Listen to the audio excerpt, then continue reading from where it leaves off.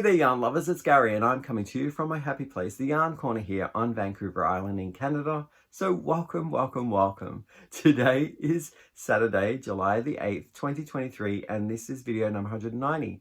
How are you all doing? I hope you're well and staying safe. It's been a full 2 weeks since I've uploaded a previous podcast, so I've got a lot to catch you up on. But as with summer, all of us crafters, we kind of set aside our works that we're working on and we like to tend to go outside and enjoy the sunshine. Maybe there's a vacation, and in our case, we've had some guests come to us and we've shown them around our community. So we've had some time away from the crafting little projects that we have around the house.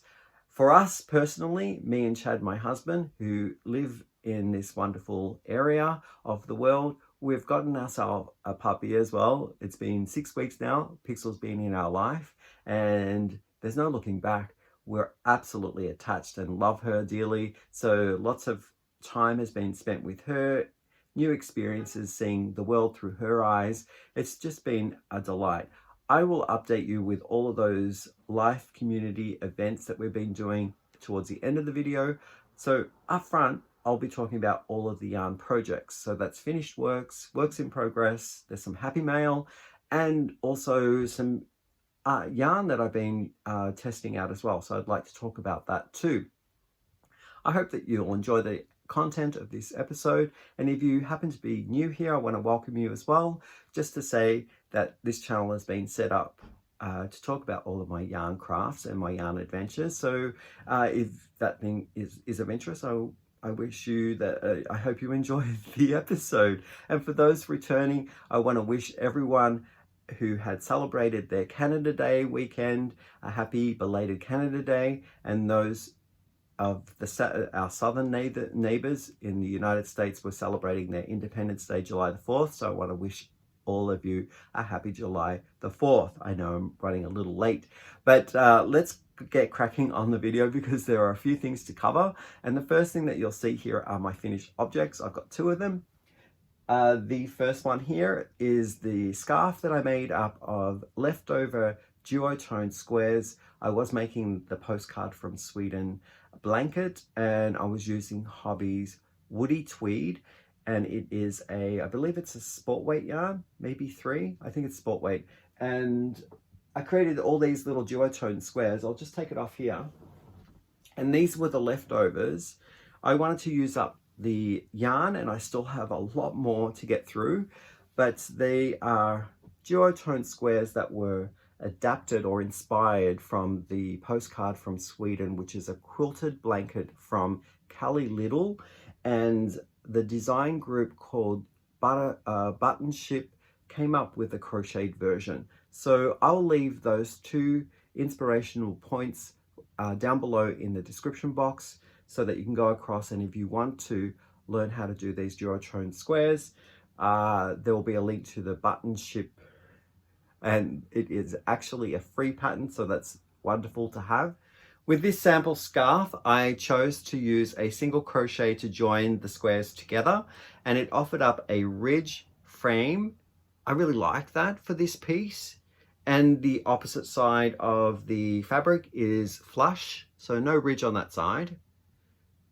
And just a note on the postcard from Sweden crocheted version of the blanket, the suggested way of joining the squares was to use a needle and yarn to do a hidden whip stitch. And in that blanket, it is all flush like this with no ridging. Just to backtrack to let you know that this was a new style of join for me that I learned, and I don't mind it. I think it's okay. It frames the piece really nicely, and I can choose to wear this happy and colorful piece with my ensemblage if I'm wanting a punch of color, so a great accent to have in your accessorizing. And I can choose to wear it ridge side out, or if I don't want that and just want to wear it this way, I'll choose the flush side. So it's quite versatile that way. My bordering here that I chose, I'll just turn it to this way, is I did a full round with a half double crochet and then a full round, a second round of slip stitching through the back loop of that half double crochet row below, and it created a mock style I-cord bind off, which is something commonly used in knitting, and I do like it. It creates a final edge to the framework. A little bit of bulk sticks up, and I don't mind that. It's a heavier style kind of edging, and it frames the whole piece equally nice as well.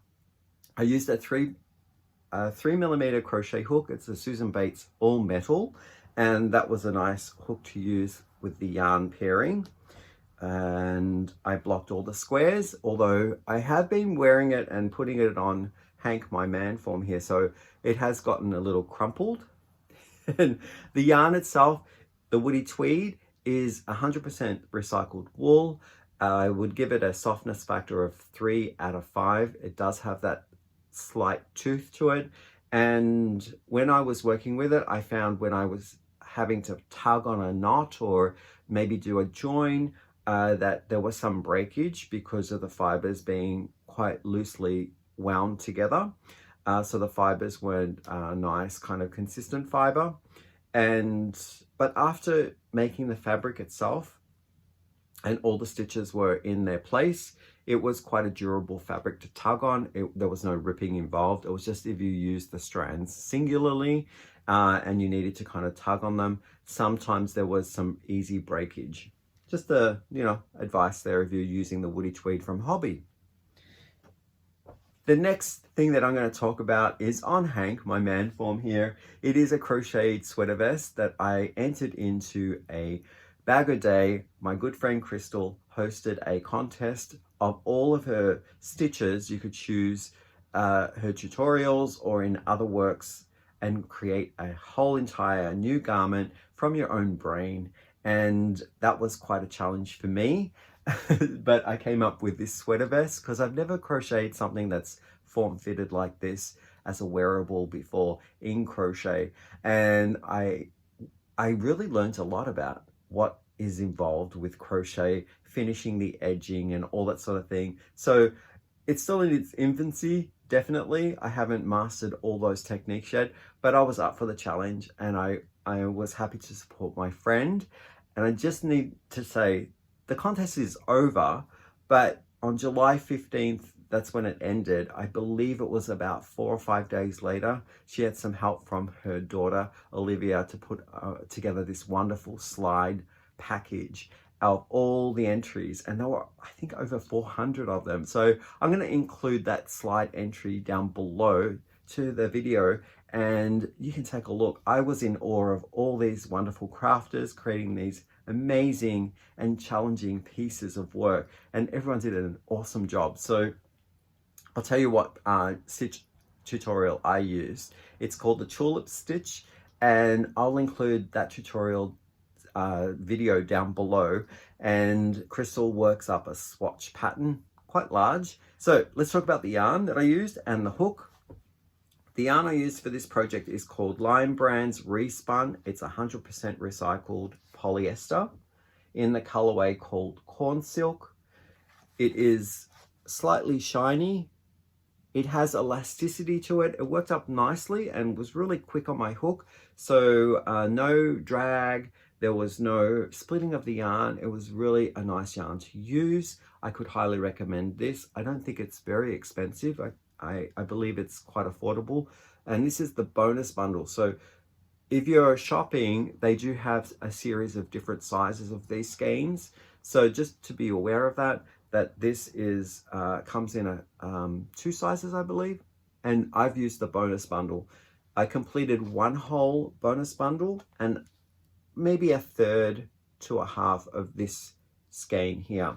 So each of these bonus bundles have 10 ounces or 284 grams, offering up 658 yards or 602 meters. So in here, it's probably around 900 yards, I'm going to guess, almost 2 of these skeins for a medium-sized style sweater vest using that stitch.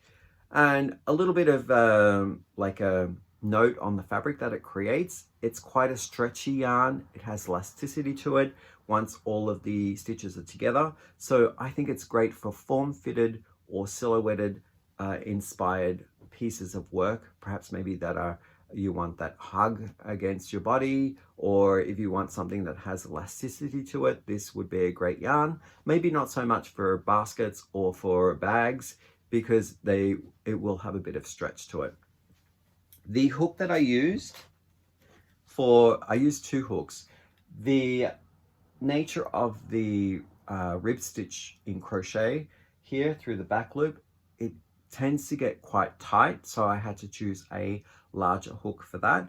And the tulip stitch is quite a loose stitch, so I went down a size in hook for that one. So because it was crystal and this contest was all dedicated to supporting my friend, I used one of the hooks that she had generously gifted me in Happy Mail a while back. It is called the maker is actually called Brian Taylor Nelson, and he has a website called Nelson Wood. He comes up with all of these beautiful hooks. This one is a wooden one, and I believe it has some type of resin. It's a J hook, so there's an imprint there of the letter J. I believe J is a 6mm hook. So I used that for the ribbing, and the ribbing was the waist, the arms, and the collar. Then I dropped down to a 5mm to do the tulip stitch, and I just used my, well, I shouldn't say just use, I used my Susan Bates metal set, which that's my staple. I always go back to my Susan Bates, just the basic needle metal set that they sell at Michael's in a pack of 6, I think there is, and I chose the 5mm. So those are my two finished objects. And now moving on to whips. The first one that I want to share with you is housed in this wonderful bag here, which was handmade by Kit, a friend of mine. She used to have a YouTube channel called All Things Crochet and Knit with Kit. Hi Kit. And I love this bag so much. It is getting a bit too small now for this particular project because it is growing. And if you recall watching a video of mine, I think in May sometime, I was talking about doing a campaign with Hobby, which is a yarn store over in Denmark, and they were supplying me with some yarn. The campaign was called #OnHolidayWithHobby, and I had to pick something that inspired me from my travels, or that I would take on a travel journey, adventure, and you know, it was a great way of looking into my past travels. So I picked travel experiences from when I was in my 20s, and I found two different patterns, one knit, one crochet, that resembled those experiences that I had. Now, the campaign is over. It finished on June 16th or 17th of 2023. And I have a video of wrapping up where I was at with these two projects. So I'm just sort of touching base with you because it has gone a bit longer. And this is one of the patterns. It's the knit version called the Mosaic, and it is another sweater vest. As you can tell, I do love making sweater vests. And it is 2-color slip stitch design from Lisa Richardson. And I had chosen some yarn that Hobie generously sponsored and gifted to me, and it was the Hobby Sweet Tweed alongside with the Hobby Alpaca Silk. Now, I changed up the pattern a little bit because, as you can tell by the model in the picture, she was wearing it crop top style. The pattern, after investigation, had some body shaping which fits and flatters a female form, so I needed to make it more boxy, so I took away those decreases, increases, and I lengthened it so that it would fit more of my body, because I'm going to be wearing this, and I'm making it more a masculine piece with those alterations that I made. So you may have recalled, if you've seen the video, that I was at this stage of the garment. Yep. And I was probably maybe an inch away from splitting from my my front and back doing the sleeve split, and I have done that inch, but I also have done on the back side, have knitted all in pattern up to the shoulders. I did the neck shaping and the arm shaping. So you're seeing the inside here of what it looks like.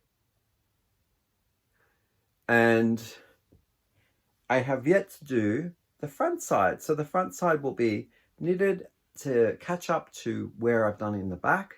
And then I will sew the front shoulder sleeve to the back shoulder sleeve on either side.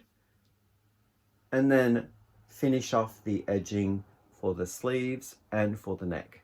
Now the neckline on the front will be deeper, and that will sit nicer on my body form, or anyone's form really. So that's the inside of what it looks like on the pattern, and that's the reverse. Slightly different because you're just seeing the bumps there of the slipped past stitches.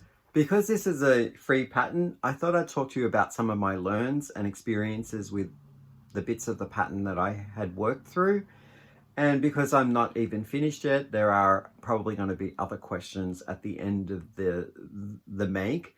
But I had learnt so much about chart reading. So the pattern that you're seeing here is a slip stitch pattern using 2 colors, and it's explained how to do this from a chart, and the chart has a key. So you need to be able to feel comfortable with the chart and key to figure out what's going on with the pattern. They don't write it out line by line on what you should do, but I felt comfortable reading the pattern.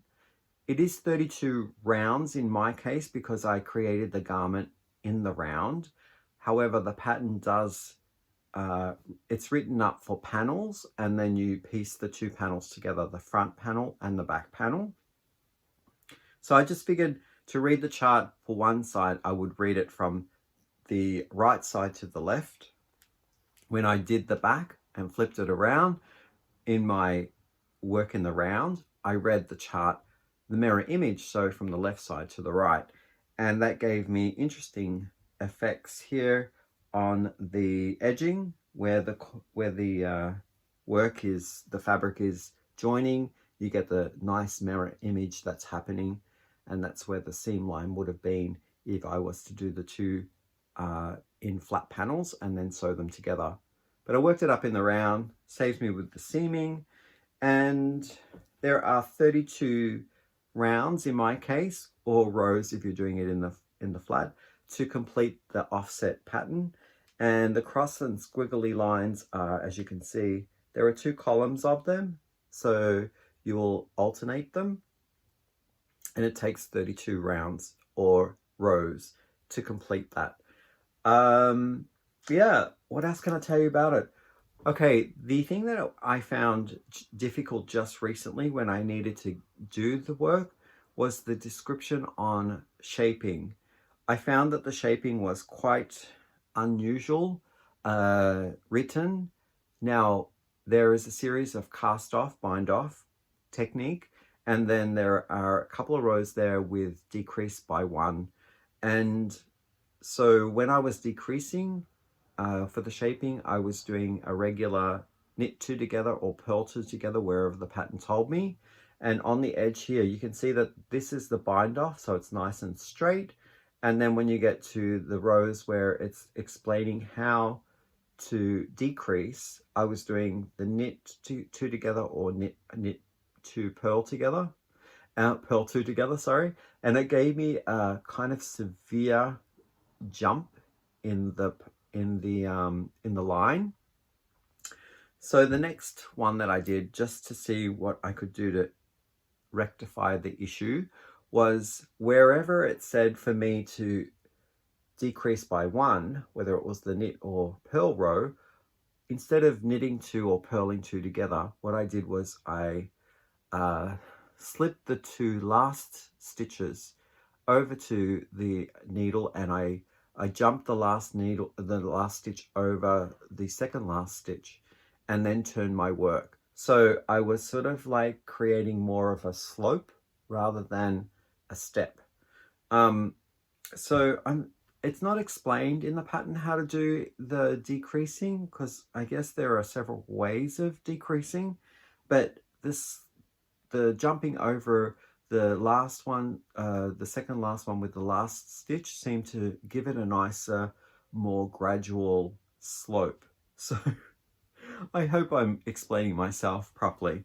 But if you're a knitter and you do have an instruction that says in a shaping of your shoulder or your arms, and you want to get that nice curve and not a hard step, what kind of decrease do you do? I'm interested to know whether you do knit two together, purl two together, or whether you do something different, which is jumping one stitch over the other and not working those stitches to get a more even slope.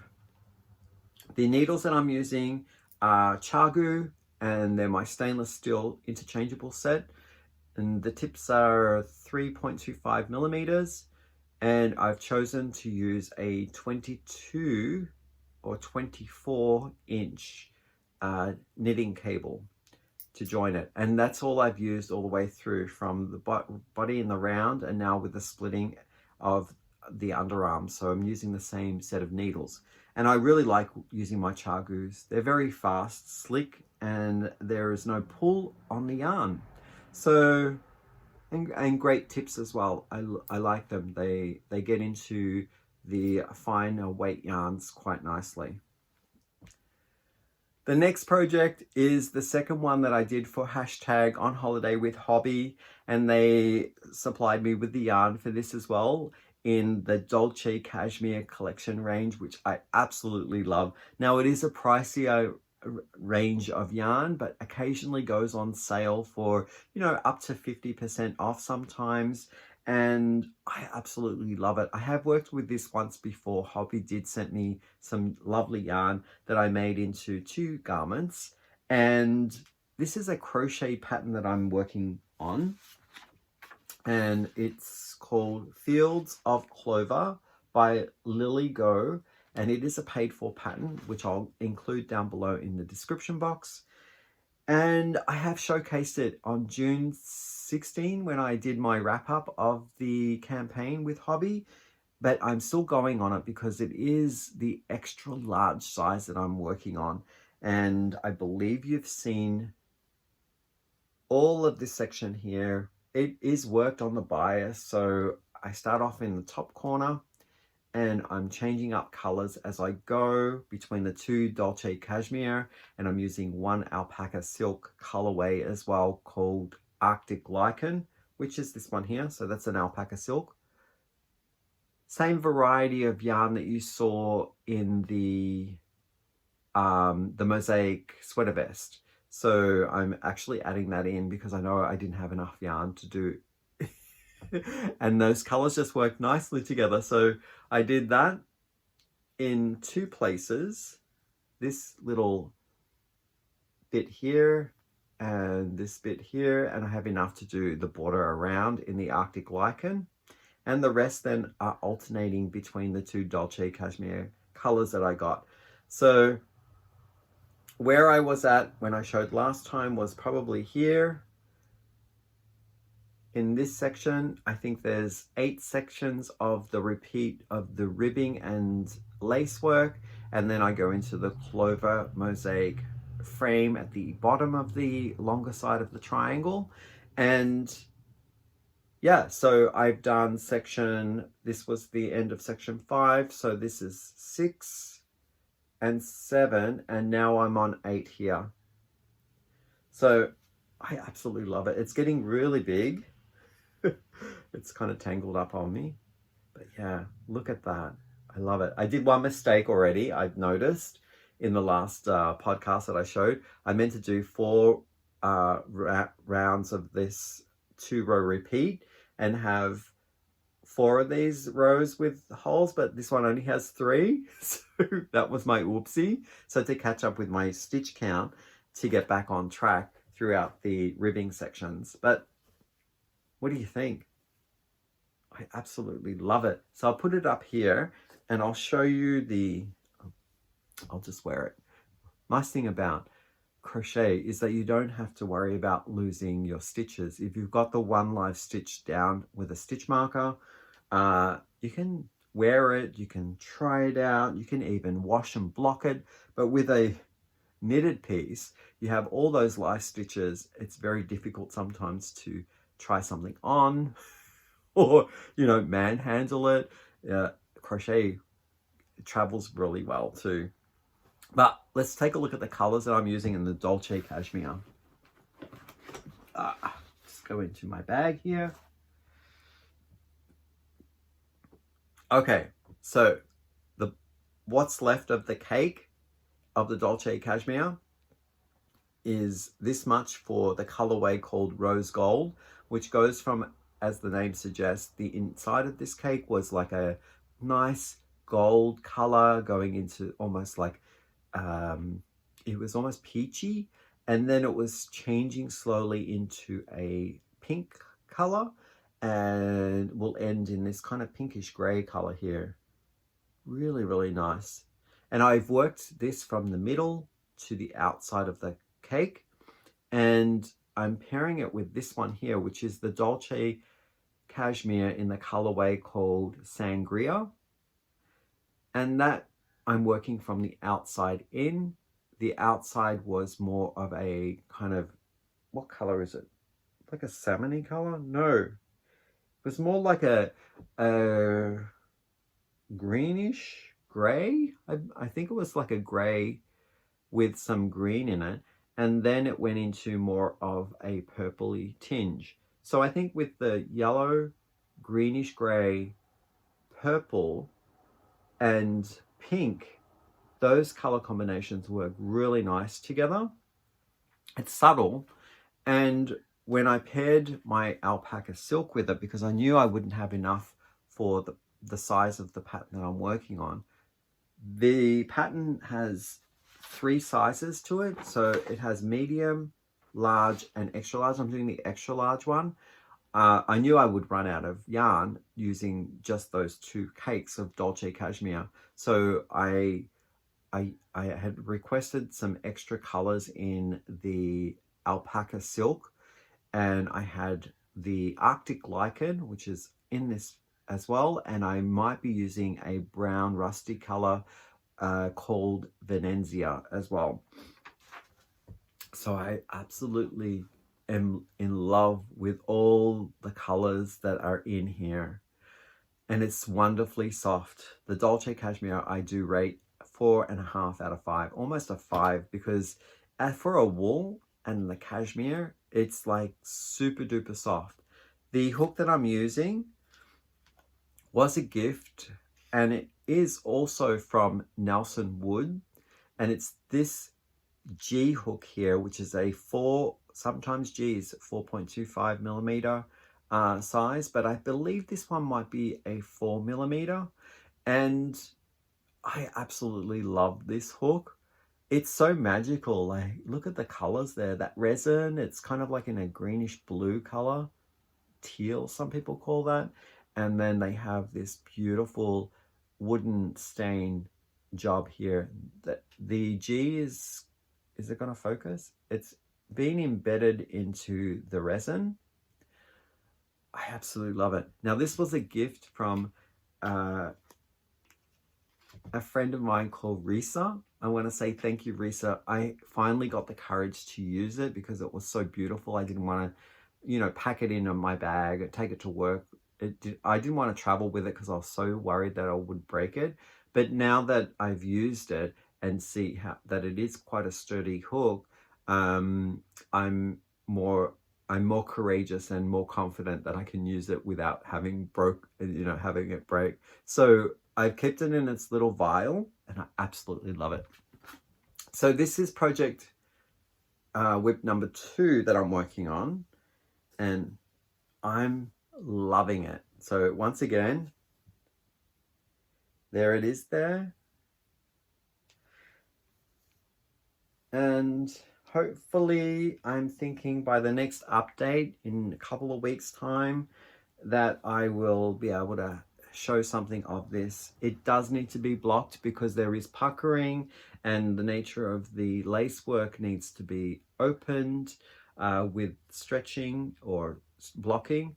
And at the moment, if I didn't block it, because the ridging seems to be a stitch that wants to kind of spread out and sort of take up more space, because all the stitches are kind of butting up side by side, and the lace work has holes, I'm finding that the edging is kind of undulating. It's like drawing in and then puckering out, drawing in and puckering out. So I'm like, it needs to be blocked to really appreciate the full extent of the design. So that's going to go back into my project bag. Okay, my third whip is an update on something that's taken me a long time to do, but there's a number of steps and it is quite an involved piece. It's called the Nature's Walk, and it's by the designer Sandra Paul. I have gotten to a point now where I'm going to say that a lot of the crocheting has been done until I can block all of these pieces, and then there is a little bit more crocheting to do to join them together, and then it has this beautiful border. Now, the Nature's Walk is a free pattern that you can get on Ravelry, and I'll include the link down below. It has 6 square designs that you can work up the pattern to the blanket specifications, and there are it requests you to do, I believe, 8 of those 6 squares, so you've got a blanket of 48 squares. But I've changed it up a little bit because when I found out how addictive these squares were, and that there was a second bonus square bundle that you could purchase to do even more designs, I was like, I'm grabbing at that, and I purchased the bonus squares. I have done 3 extra bonus squares from to include into the pattern. So I recalculated, and instead of doing the 48 squares, I'm going to do 80 squares. I believe it's 48 squares. I'm not too sure. No, 8 sixes. What's that? That's not 48. Is it 54? My math is off. But I'm increasing anyway, and I'm doing 8 by 10 in my blanket. And so the 3 new squares that I'm doing from the bonus, I've showcased 2 of them in the past videos, and they were the sunshine square and snowflake square. So this is the 3rd one that I just completed during the time since we last podcast, and I did 6 of these beautiful wheat squares from the bonus bundle. So I'll also include the bonus bundle link down below, but it is a paid for pattern for the bonus squares. And I used Drifter. It is by King Cole, and this yarn I got from Wool Warehouse in the colorway Porcelain. It is 100 gram, considered a DK weight yarn, but it is more of a finer DK weight yarn, and it is 25% cotton, 6% wool, and 69% premium acrylic yarn. It does have a nice little shimmer to it, and I got 6 of the wheat patterns out of one 100 gram ball, and I have enough of the other patterns that I've done extra squares in that I normally do 8 squares per ball design, 8 or 9, but this one, because it was kind of time consuming to do this one, that I thought I have enough, so I'm ready to do my stitching together, blocking all these pieces out, stitching them together, and then do the framework. I showcased a few of these in the last video where all the ends needed to be woven in. These are the squares here in this section here that have not been blocked, and all of the ends have been woven in. So I've got to do a chunk of this. I think there's like 22 or so in this little pile that I need to block. And how I'm blocking them, I'll just show you. Gotta get over here.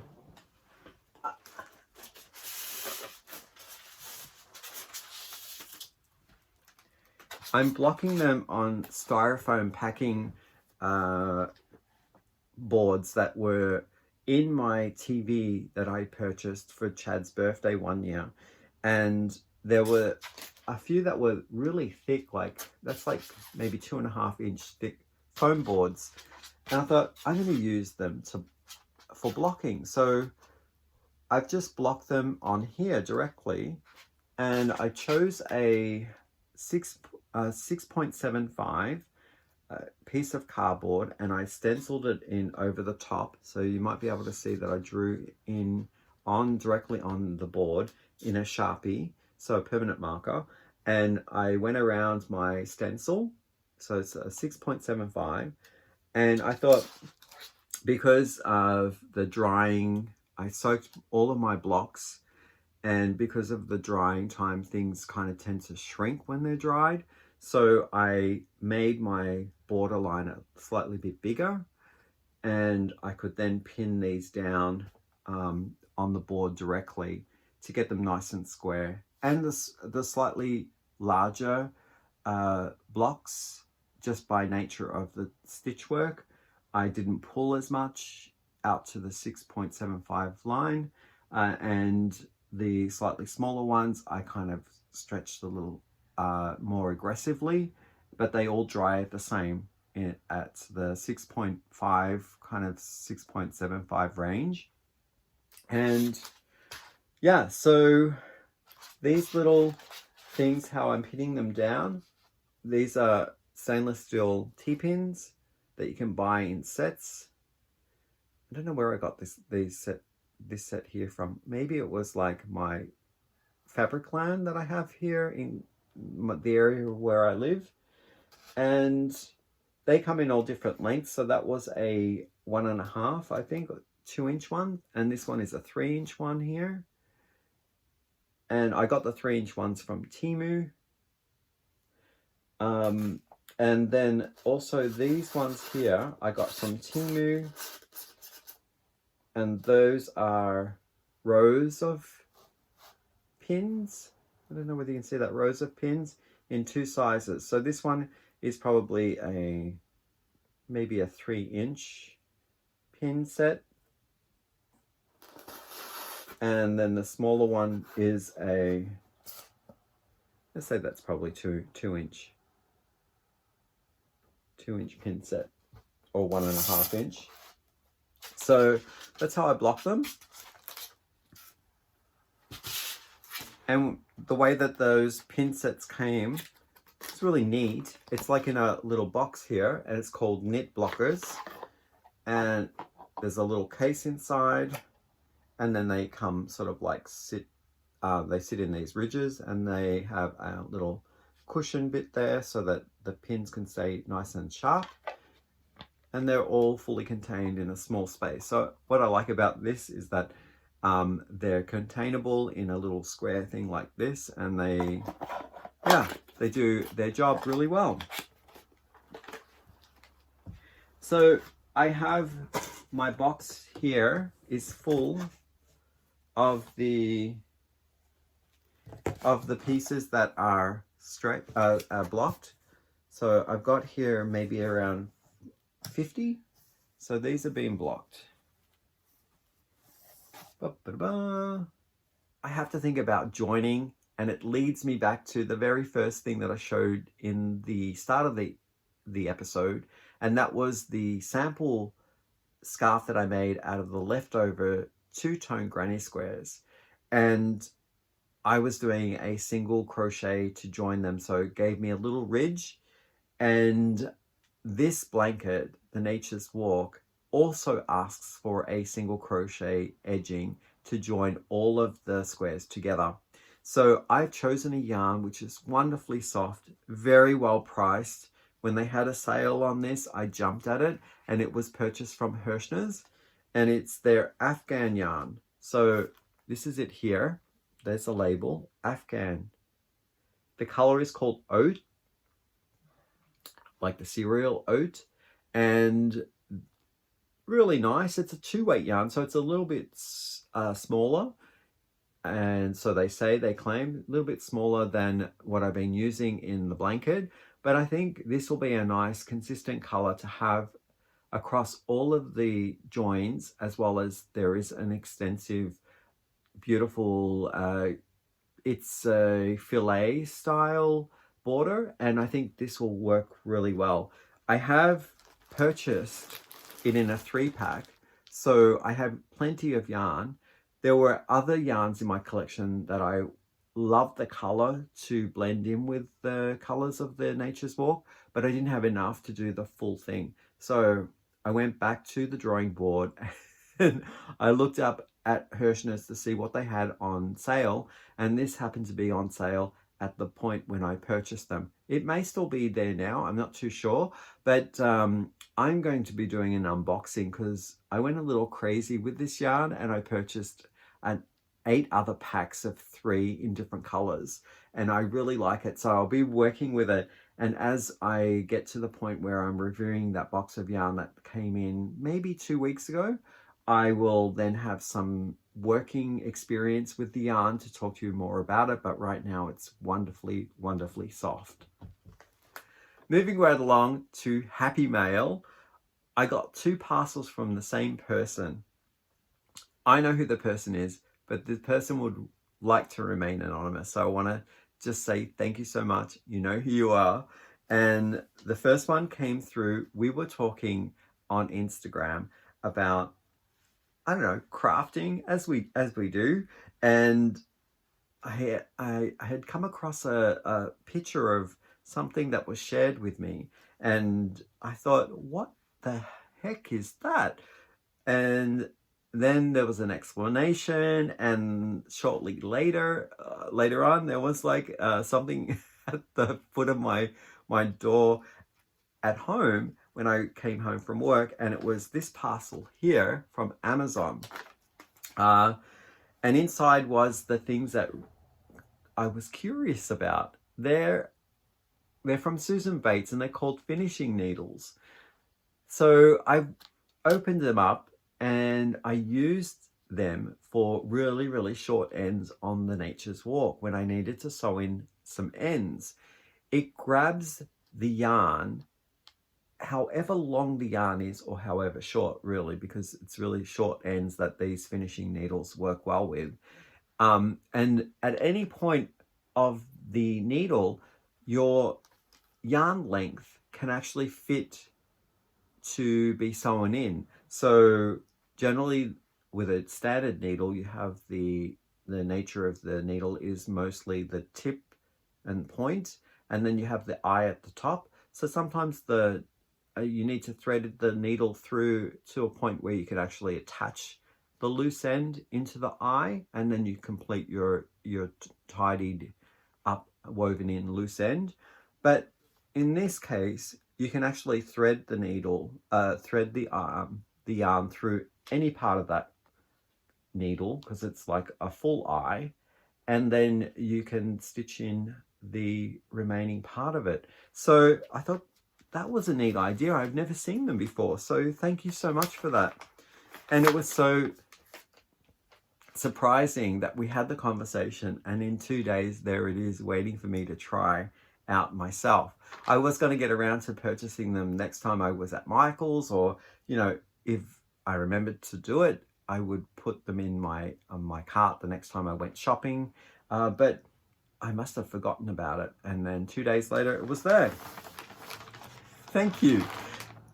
And not only did I receive that surprise, there was also another surprise here, and it came in this parcel, and it was from, I'm going to get it wrong because there are 2, it's called Arcane Fiberworks. There's another company that sounds very much like it. I always get them mixed up, but this is the beautiful yarn dyeing website that I just go to. It's almost like my Zen place, and I go there to visit. I play classical music, and then I go and look at this website because it's like a gallery of beautiful renditions of photographs and then into colorways in yarn. So I'll link their website down below.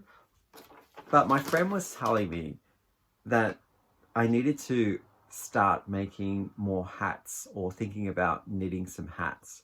And there was some worsted weight yarn coming my way. And I was like, you don't need to do that, but I really do. As the name suggests, happy mail. It totally makes me so happy to receive this. But thank you, thank you. And I got these 3 worsted weight yarns to play around with some hat designs. And oh, look at them. Beautiful and really, really soft. Okay, so they're 3 different colors, but I believe the makeup is exactly the same. So this one is called Mouse Grey. And again, it's from Arcane Fiber Works. It's in Canada. And this one, or the series of yarn that I'm going to show you, the yarn fiber is 100% superwash merino, and it is Aran weight, 166 meters or 181 yards. It's 100 grams in the hank. And they're suggesting here to use a recommended needle size of US 7 or a 9. And then they give gauge. Recommended hook size is a US I9 to K hook, which is a 10.5 millimeter. And I absolutely love the color and how it's shiny. The twist on this is going to make a really nice textural piece. I think it's going to offer up this ropey quality. I like that a lot. So it's going to give a nice rustic, the way that it's been dyed as well gives me that weathered look. I like that a lot. And the colorway of the next one that I have here is called Forest Green. I love my greens. It's awesome. And the last one here, it's kind of got some of that green color in it. Maybe a slightly little bit of that green in here. It's called What Does the Fox Say? Now, I love the name of that one. So we have more browns in there, but I do see a little tint of green. Maybe it's more leaning gray in the camera, but love it. Love it, love it, love it. So, my friend, thank you so much for this generous, generous gift. You are spoiling me, and yeah, you're making me happy every time you surprise me with the happy mail. So I want to say thank you. It's never needed, and I never request anything, but I do appreciate all of the thoughts behind the gifts. So I've been thinking about what I can do with the yarn. Now, this will involve me going through some of my stash yarn as well and pairing for each of those colors a style of color that will bounce and allow it to breathe. And I'm thinking of doing something like this hat here. I think that would be great. It asks for worsted weight, and it's called the Claire hat, and it's by Sarah Clint. I absolutely love it. I will link the pattern down below, and I can't recall whether I paid for this or whether it was free. I have a feeling it was a free pattern, but it looks like it's 2 or 3 colors in each of the samples, and I do like that heavy rim that has the solid color, and then it looks like a brioche, but I'm not sure. I haven't read through the pattern yet. I just love the color textures. Oh no, it says here, hats that knits up fast and is a slipped and marled stitches. My show notes here are telling me that everything is being ticked off and talked about for the yarny stuff. And if you are just here for the yarny stuff and you need to get on with your day, I want to say thank you for joining me this far. And if you're interested in staying on, I'm going to be catching you up on what I've been doing here in the community with my husband and our puppy Pixel. So there's been lots going on, as you can tell. it's summer, we get out, we do things, and if I've got some clips on anything that I mention here, I'll put them towards the end of the video, and you can see some highlights of our puppy as well, because she's winning everyone's heart, by the way, here in our family, in our community, as well as online on YouTube. So Pixel, you'll have to just put up with me taking more photos, more videos of you, because you're just so adorable. And I'll add those towards the end as well. So summer's here, we're getting out more, and we're having people come visit us, because this area that we live in is very nature inspired. So there are a lot of trails, there are a lot of mountains, there are beautiful lakes, everything of the sort in nature. We have lots of people and guests who come from all over the place. So we've had cousins that have stayed a few nights with us from New Zealand, and absolutely the end of the conversation of us showing them around, they were talking about like how they could move to Canada because of this little pocket here of the world. New Zealand has its own beauty as well. They have beautiful mountains and forests, and they have wonderful beaches. Me and Chad visited there a little while back. And so the jump for them over to here wouldn't be so much of a, I guess, a statement for them or a change of pace, because I think our little island is very equally as beautiful as New Zealand, that they would make a great transition. But many hoops for them to jump through, I guess. And we also had friends from the mainland. Me and Chad used to live in Vancouver, which is a hustling and bustling city closest to us. And we moved away. So our little community is more kind of country / township. And we had a couple of our friends come across. They come regularly because they love the area here and they miss us, so they want to come and visit. So we've had a good friend come who is a weaver, and she also loves talking about yarn with me. So that's great. And then two of our friends who were our MC at our wedding, and one of them actually went to high school with Chad. They've come across as well with their little puppy Milo, and Pixel and Milo hit it off. They had many hours of wrestling and enjoying each other's company. So it's good for both of them. They're socializing with dogs, not just humans, because sometimes dogs that don't socialize with other dogs think that they're humans. So yeah, we had a really nice couple of days down at the cabin by the lake. And if there's any footage of that, I'll put that in as well. I think I have some of Milo. Not only did Pixel meet Milo, but she also met another sheepadoodle, very similar to what Crystal over at Bag A Day has. This one is a boy dog, and he's only 4 days older than Pixel, so they're around the same age of 12 weeks. I think they're at 12 weeks now, 12 or 13 weeks. And it is his name is Douglas Fir. I love that name. I thought that was brilliant. So Douglas Fir is a plant that you see around in Canada. It's a tree, actually. So they had a chance to meet and play on the beach. So I've got some really nice footage.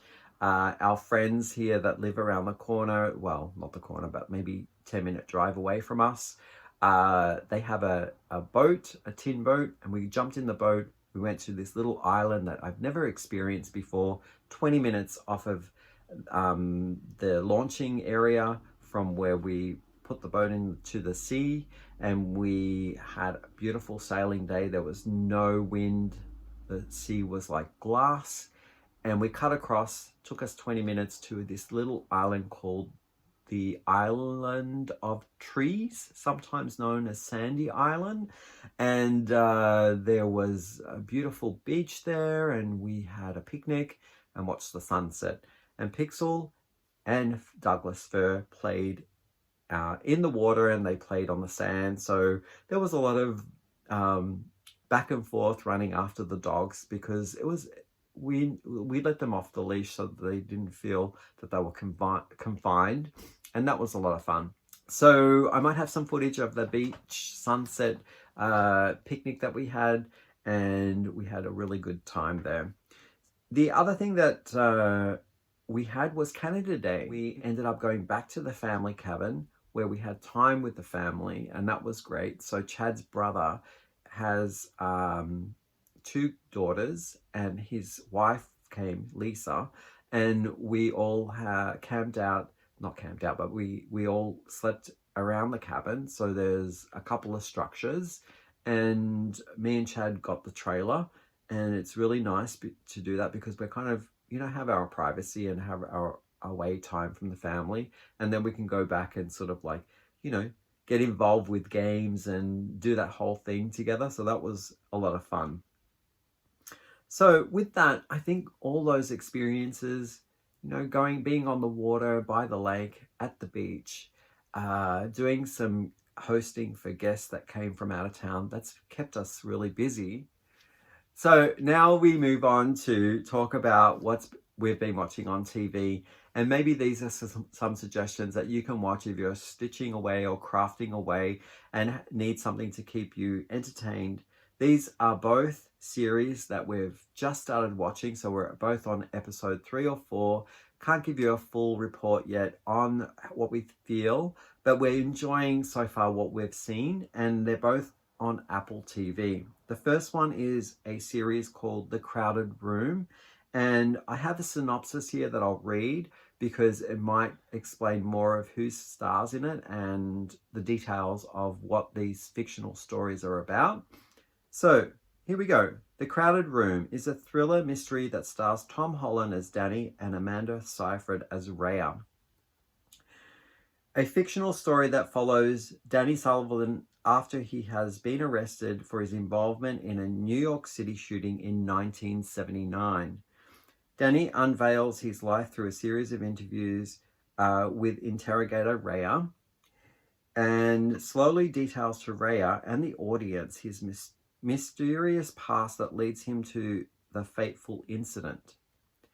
As Danny retrospectively examines his life, he reckons with his past and with a few pivotal moments that ultimately leads him to uncover a life-altering revelation.